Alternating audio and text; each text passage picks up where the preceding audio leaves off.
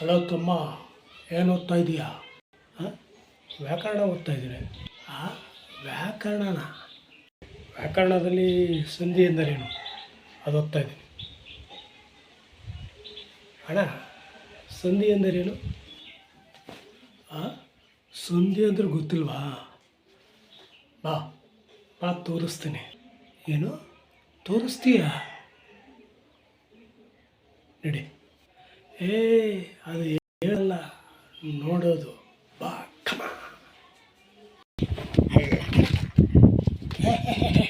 ನೀನು ಕೇಳ್ತಿದೆಯಲ್ಲ, ಅದೇ ಸಂಧಿ. ಈ ಮನೆಗೂ ಆ ಮನೆಗೆ ಮಧ್ಯೆ ಇರ್ತಕ್ಕಂಥ ಪೋಣಿನೇ ಸಂಧಿ ಎಂದು ಕರೆಯುತ್ತಾರೆ. ಗೊತ್ತಾಯ್ತಾ?